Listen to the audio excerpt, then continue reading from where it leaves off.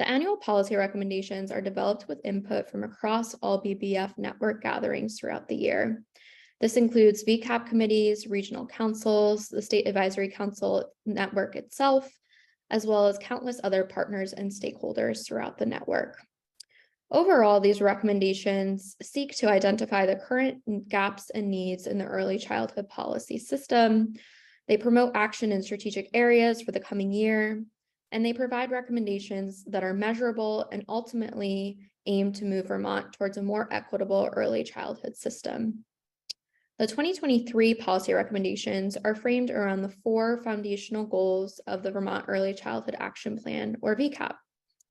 On the screen here, you'll see broadly this year's recommendations fall into the following policy areas.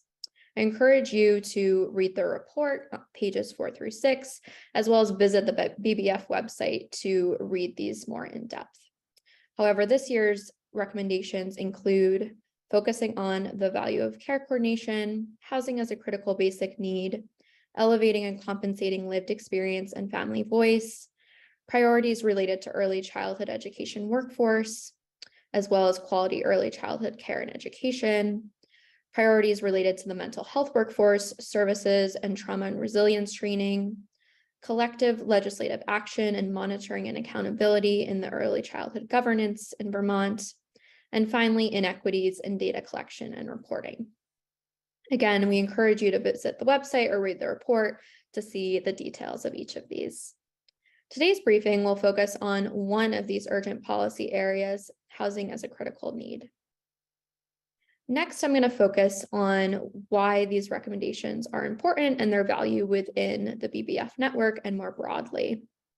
And while the policy recommendations are leveraged in a variety of ways by stakeholders from across sectors, their foundational goal is to provide a common agenda and unifying vision for the state's early childhood system and its partners.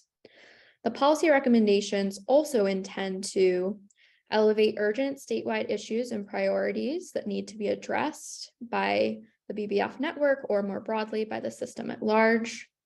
They also provide common language to inform decision-making and support partners in their advocacy efforts, and seek to communicate across sectors about early childhood needs and priorities to key decision makers. They also work to validate the work of VCAP committees, regional councils, the SAC, and others doing critical work to support the well-being of young children and their families. And finally, they really seek to create accountability for policy change toward the vision articulated in the Vermont Early Childhood Action Plan.